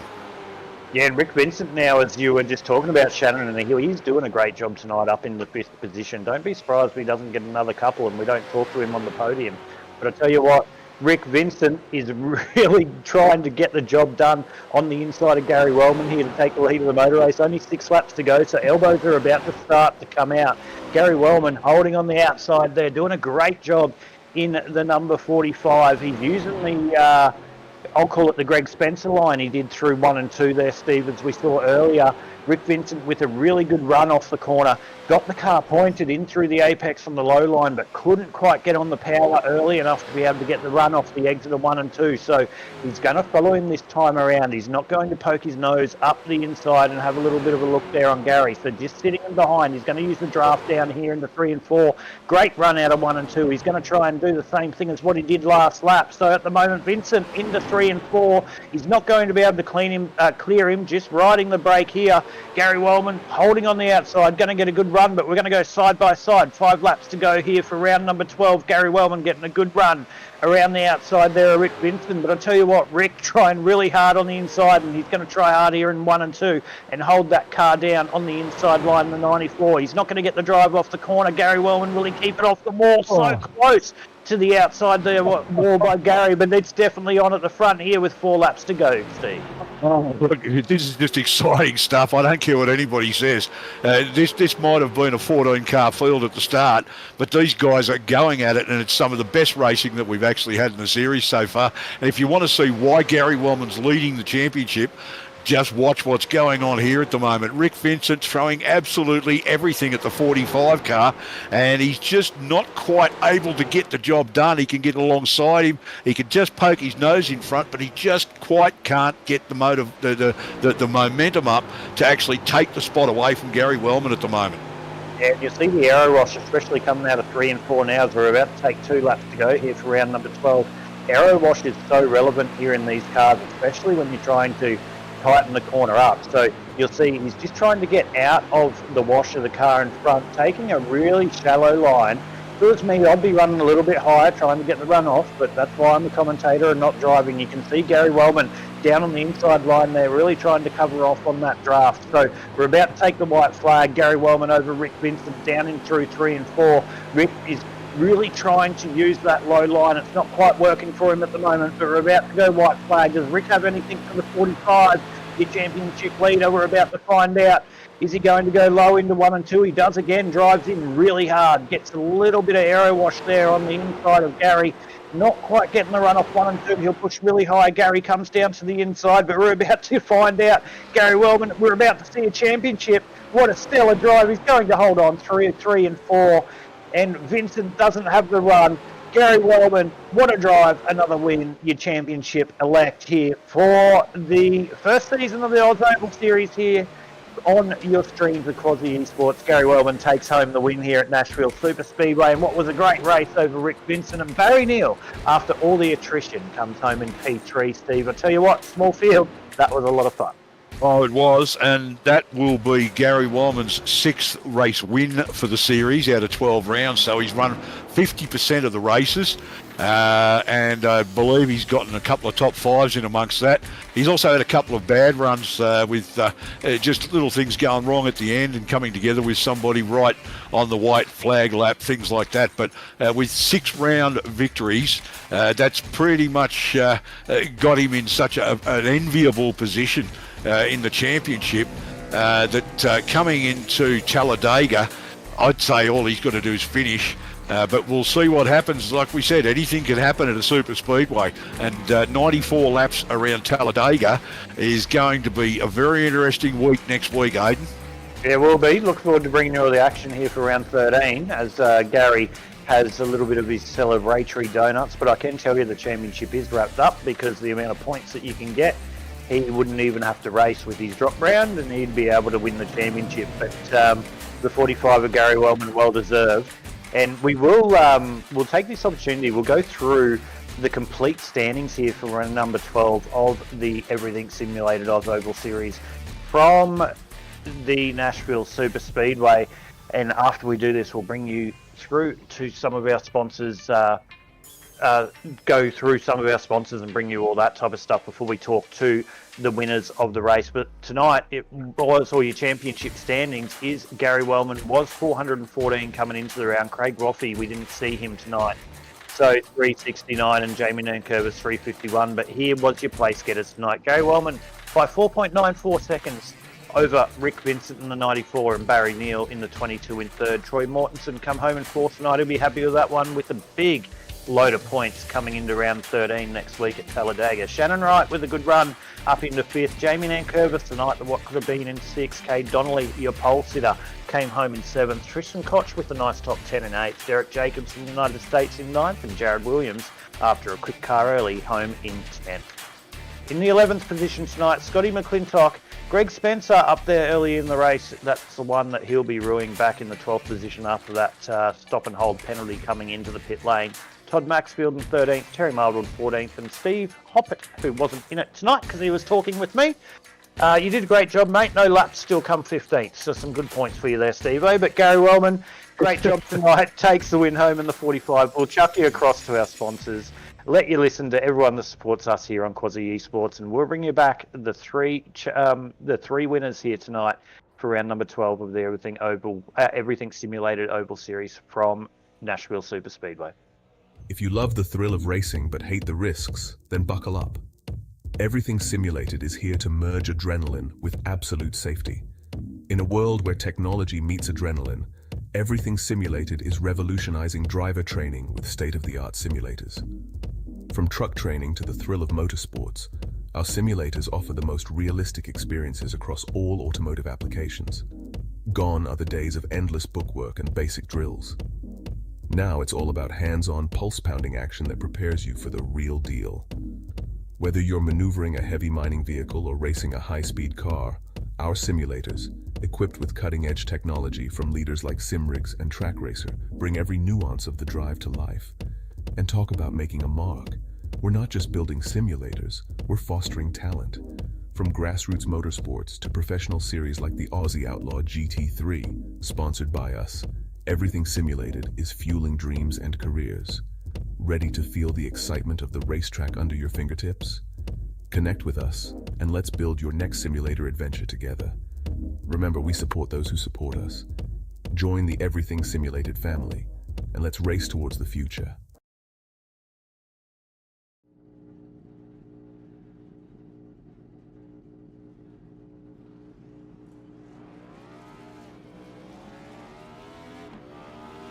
Here at TWRS, we're always here to help our squad when they need a little push in the right direction. That's just who we are. We're a beautifully diverse group of goofballs dedicated to driving fake race cars as fast as possible. And we continue to push each other to the front using the power of nonsense. We have one of the strongest NASCAR programs on the service, and you can access it all for $24.99 a month. And we just released individual subscriptions for $14.99 a month for each NASCAR vehicle. We also just added a Rallycross program, and our IndyCar program is taking off as well. So come join the weird side. We have speed and cookies. Cookies are not included in some locations.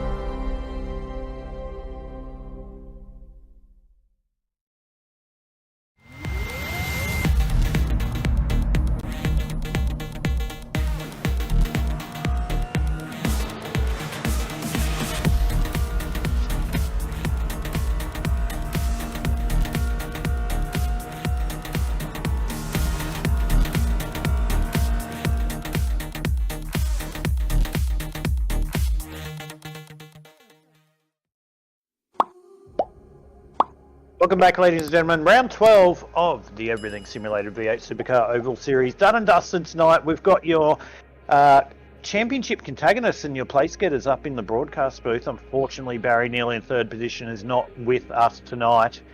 But we'll start off with fourth place. Troy Mortensen, mate, thank you for joining us in the booth here for round number 12. We did say leading in the pre-show that we were thinking this was the night where you could come home with a big bag of points and try and jump up into the top 5 possibly, or fight a little bit higher in that championship with only a round to go at Talladega, and you definitely did that. Yeah, cheers, boys. It was an interesting race, to say the least. So, what was your biggest challenge tonight, mate? I did reference in the broadcast tyre wear would be a little bit of an issue, and from what I've heard in the background where we were chatting before we come back from the ads, and a big thank you to those sponsors once again for being a part of the Everything Simulated Oz Oval Series. But mate, I noticed Greg Spencer early in that first run sort of positioning his car through the mid of the track, trying to prolong it and get off the corner, but it saw that a lot of the drivers, they did want to keep using that low line, and I thought it wasn't going to be able to hold on, and it looked like there was a real battle between pace and tyre wear there, where we thought it'd be heat, but pace and tyre wear where you couldn't really run as low as you'd wanted to, and it was like who wanted to run longer and to be able to run the risk, especially with late cautions. Yeah. In the practice leading up to that race, I think I did 16 laps. On a bit of high and low line, and I came in and I had about 47% of my right front gone, well, left. So yeah, I was a bit worried coming to the race, but I found that once my tyres started wearing down, I was more comfortable on the lower line, and I felt a lot more faster. Whereas if I tried the top line, it sort of wanted to drag me up into the wall a little bit. But yeah, it was a fun race tyre wear wise. Well, mate, it seems like that was the story of the night, but I won't keep you too long. We'll keep it pretty quick, mate. Big chunk of points, as I did say. We'll probably move you up into the top 5 of the championship at the moment. One more round to go. A lot of the heavy hitters, too, not here tonight, which were in front of you in the championship. So good to get fourth and get a lot of championship points. But as you know, we go to Talladega next week. Different style of racing once again. Yes, another super speedway, but totally different style of racing at this. And you could be first with 2 laps to go and end up last. So a lot to play out in the championship, albeit we've crowned our championship winner, I believe, but a lot to play out for the minor points at the moment. Yeah, that's it. Talladega, I actually thought we were racing that this week. But anyway, yeah, that was Kobe. But anyway, yeah, looking forward to it. I actually enjoy that track. It's probably one of my favourites. Which is probably a bit of a surprise to a lot of people. But yeah, hopefully coming into this round, I was eyeing off ads. He was about 30 points in front, so hopefully I get your ads, and yeah, I'll see him next week, hopefully. Well, mate, big congratulations from everyone here in the broadcast booth to number 83 of Troy Mortensen. 4th place tonight. Unfortunately, Barry not here, but Troy, you're not second best, mate. Still good to be up here in the broadcast booth on your 4th place. Big championship points heading into the final round at Talladega, for round 13. Big thank you for your time, mate. Of course, give you a time. Just big shout out to everyone involved for you, mate. Yeah, just to Steve for putting on the on this league, and Kobe for pushing buttons, as you like to call it, and Everything Simulated, and is that the only sponsor for the league? And then my personal ones, Pingaring Ag Solutions, Macintosh and Son, and Waveline Tyres, who I've managed to get on board in the last week and a half. So yeah, thanks to all of them, and just congratulations to the top 3. It was good racing. There you go, ladies and gentlemen. 4th place tonight was Troy Mortensen. Big congratulations to him. As I have mentioned, a lot of bagger points coming into the final round. But Steve, that was your 4th place. I bet you're chomping at the bit. Rick Vincent, he was coming at Gary Wellman really, really fast. He was coming at him really, really quick, catching him head over fist. A different strategy there as we saw Cade Donnelly burst a tyre, and that allowed Rick Vincent to capitalise, mate. But bet you're excited to talk to Rick. What a great drive to come home in P2. Oh, absolutely. Yeah, look, congratulations, Rick Vincent, second place. You put in the effort, mate. It was certainly a hard drive towards the end there. You were throwing absolutely everything at Gary. It just didn't quite get enough momentum to get through under him. No, I tried my hardest. I knew I wasn't quick on top because I did no practice. I was the same as Troy. I thought we were at Talladega, so I thought, I'll just rock up. And I just came from a family barbecue, and I thought, I don't need to practice for Talladega. But yeah, came here and then tyre wear, and so I just quickly worked some stuff out in practice. Yeah, and, yeah, it was. We were looking at the temperature, as we sort of mentioned before. It was 125 degree track temp tonight, Fahrenheit. So we were looking at 50 to 60 degrees, somewhere in that range for the track temp Celsius. And of course, we know what that does to tyres. It just basically makes them meatballs. Yeah, no, it was 51 degrees on Celsius on my track temp gauge, and yeah, the tyres knew it for sure. But yeah, it was a good race. I did a lot of tyre saving first up, and I trail braked from word go into corners and that, and I think that really saved the front tyre. But yeah, I just wasn't game to give it everything underneath Gary in case the tyre blew, not knowing how far down it was. But I actually had like 24 or 26 left on it, so I could have actually pushed harder. But yeah, I'm happy with second. It was a great battle with Gary up front. You put in a good drive tonight. There was a couple of minor incidents early, which was more to do with probably a little bit of a misjudgment from a couple of people, and they coming together. You were in at least one of those where somebody just sort of squeezed you, and you were on the outside, and they thought they were clear, and they've moved up, and that sort of stuff. So we've had a couple of little ones early, but predominantly the race ran something like 100 to 110 laps green. So that's pretty good stuff. It was a smaller field tonight, and that's basically you're in the same boat as Troy, where you're going to pick up a fairly good fistful of points there for the championship. Yeah, I've missed a couple of rounds too, so that always hurts. But yeah, it was unfortunate the Rogue boys couldn't make it tonight. They'll hopefully be back next week. So the Roffies, sorry, the rest of the Rogue boys. And I want to say, Parry's out for 5 weeks. He's overseas on a big holiday, so he's out for a while.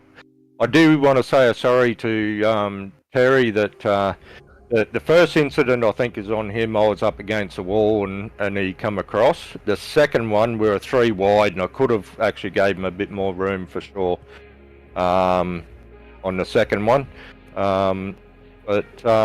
Yeah, luckily for me, I didn't get much damage. I didn't use my fast repair at all. Still had a set of tyres left. I noticed that. I think you only had about 6 incident points and didn't use the fast repair. So that obviously those couple of little minor contacts didn't cause too much damage. It didn't look like the car was carrying any real damage. No, it was fast. I just wanted to protect the tyres first up, because in practice I did 28 laps and I wore it down to like 12% or something, so I knew straight away, okay, tyre saving. And I sort of drove it like Pocono, just drifted in there and trail brake all the way to the centre of the corner and then power on. If I could get my left front down onto the apron, it would actually help the car turn. Right. And then power out. So, but yeah, Gary had great speed up top when I got underneath him. But I had no practice running up top, and yeah. It was a good battle. Good night all round. You had some fantastic battles. You put in a hell of a good drive there, especially towards the end. And Gary certainly knew that you were coming. There was no two ways about that. Started 7th, finished 2nd. You've led 2 laps tonight. So a good night all round, 2nd place, and some great points. Anybody you want to give a shout out to? Yes, yeah, the Rogue boys, always enjoyed racing with them. As I said, unfortunately, the Roffies didn't make it tonight. I'd like to say a big thank you to MD Sports, which are doing our team shirts for us and that, and Elite Repairs that do all my computer stuff for me. Yeah, big shout out to them. Without them, yeah, I wouldn't have as fast a computer and that, so... Yeah, I remember you saying that you got a new computer off them. It's working out really well. Yeah, and I only just got fibre put on this week, so yeah, it's all coming together, and it's working real good now. It's running really smooth and Excellent that. stuff. So now it just needs a better driver. That's great. Well, all right. Look, congratulations again, Rick Vincent. Second place tonight. So I expect to see some good points will come your way for the championship. And we're going to move across to our winner now. So I'll hand it back to Aidan, and he's actually going to talk to the man who's in very, very commanding position in the championship. Yeah, thanks for that, Steve. Good evening to you, Gary, mate. P1 here for round number 12 of the Everything Simulated Oz Oval Series from Nashville Super Speedway, mate. I reckon you've got two hands on the title, you've sewn it up, but sixth win out of 12 starts here in this series. What is it about you and this car? You're a freak. I don't know, mate. It's I don't know. But I think tonight, on my bets are on Barry. You know, I know he's always good in these things, and I know he got tangled into a few wrecks and stuff, but he was always there. He's never quite, out of reach, and just held him off. But yeah, I don't know, driver of the night I reckon for Rick tonight, because he did really well and definitely pushed me right to the end. I thought he was going to get the job done too. Yeah, he was close too, just 0.4 of a second separated you guys at the end, and if he would have known with the tyres, it might have been a little bit of a different story. But at the end of the day, he said, she said, you got the job done, and got your sixth win tonight, so well deserved, and pretty much tied up that championship. A question I do need to ask you though, if you go, I don't know if you go back and watch the broadcast, but if you do, have a listen to it. And I said through the broadcast with the different strategies at the end, it looked like that there was an opportunity where you could go long green flag stint and do no tyres to the end and do like a 12-13 lap sort of dash, or you could do 12-13 laps with a full tank and tyres going full belt, and then come in and not take tyres and go to the end. But did it feel like there was that strategy, or was I reading the race totally wrong? For me, I was always just going to go for the one stop after that early run of cautions, and the main concern was just getting the tyres, hoping they'd go to the end. I know, I was happy to sit behind Cade all the way there, and his tyres just went off a bit. Surprised us both, I think, because the second stint wasn't as long as the first on that set, and maybe we're just pushing them a bit hard. We're trying to sort of gap Rick and Barry and Co all behind there, and maybe pushed it a little bit too hard. Well, the track temp definitely did rise through that second stint a lot more than what it was through the first one, and Cade was behind you, and actually we were saying this, another thing to look in the broadcast, you swapped positions a couple of times too, and I probably put that, and I did put that down to in the broadcast, that maybe you were switching it up, just trying to save a bit of fuel and just car management. Is that what you guys were doing through that section of the race? And like I said, it surprised me as much as it surprised you when Cade really dropped back late in that race, because essentially you were running very similar lap times. But is that what you were doing through that section of the race? Yeah, pretty much. Kind of, wanted to sort of balance our fuel loads out, so when we pitted, we'd both come out at the same time and keep charging, sort of thing. So I think at that point in the race, Cade he'd been behind me for a while and probably had better pace, and it worked out to switch it up.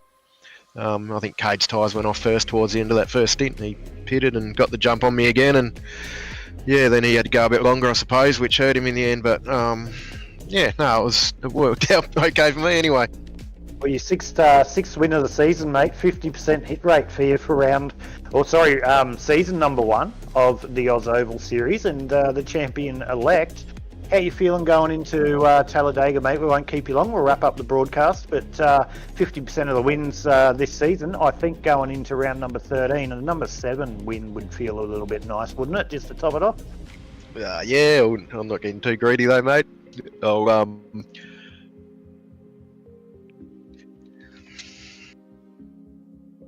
Looks like we've lost. Not sure if I've still got a copy. Back. I think the power might have just flicked. We've got big storms in Tassie, so yeah, might have just. I thought I was gone, but I'm not. Nope. Yeah, well, you're actually doing well, mate, because a lot of the rain, are you going all right down there in Tassie? I know it's in the southern parts in Hobart. I'm not sure whether you're in Lonnie, but a lot of rain down there at the moment. Yeah, it's pretty wild. It has been for 4 or 5 days. So it's yeah, we're lucky. We haven't had power out, but a lot of the city has. So we're hanging on to that. But yeah, Talladega next week. Looking forward to it. A few more sim boys. Hopefully we'll get along, and yeah, it should be a decent field, I reckon too. So.